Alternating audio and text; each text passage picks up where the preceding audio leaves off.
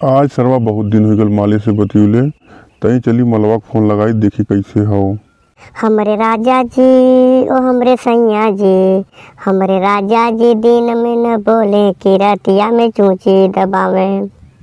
राजा पी पी के रतिया में आवे, लागे होठवा से होठवा सटावे।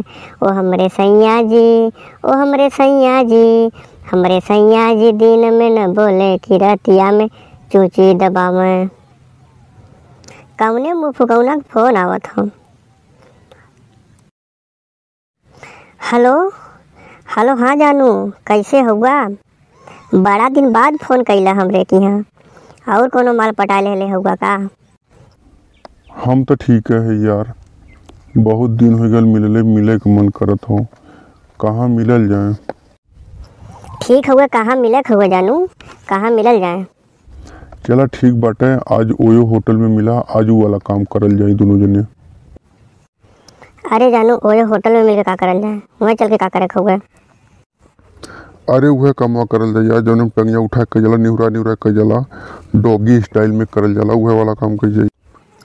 अरे नहीं, हमार मम्मी कसम देले हैं कि ऐसा काम करत पकड़ल जाइबू तो हमार मरले मुँह देखबू, इसीलिए हमके ना कुल काम करे खो, नहीं तो हमार मम्मी हमके श्राप देले हैं। ई वाला काम शादी के बाद हो जानू, नहीं तो सब जान जाई तो हमने का इज्जतिए रह जाई, हमने जिंदगी बर्बाद हो जाई। ऐसा जिन कहा ये काम शादी कैला हमसे, फिर ओकरे बाद दोनों जने मिल के करल जाई। चला ठीक हो, न मन बत आवा आवा कई लेवल जाए। सुनीला कि बड़ा दुखाला। चला ठीक बाटे, आवत समय के कंडोम ले आऊ तो। हम कैसे ले सकीले यार, तू पागल हुआ का? वो हमके देई हमरे पापा से बता दे, हम घरे बहुत मार खावे।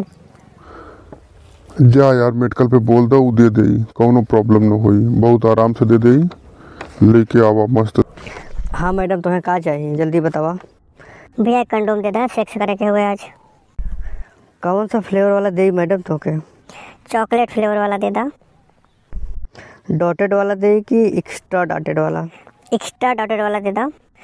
कौने कंपनी वाला दे? मैन फोर्स वाला दे कि ड्यूरेक्स वाला दे कि कामसूत्र दे कि डिलक्स वाला दे?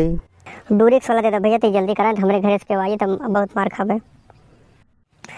हाँ जानू, ओयो होटल के पास लेके आ गई हूँ, जल्दी से आ जाओ, फिर हम लोग काम करते हैं। चला भैया, हमार तो माल बोलौले हो, अब चपुआ पेली पेला होई। और भैया लोगन, आप लोग ई वाला काम मत करिए, नहीं तो गांव पूरे में बड़ी शिकायत होला भैया।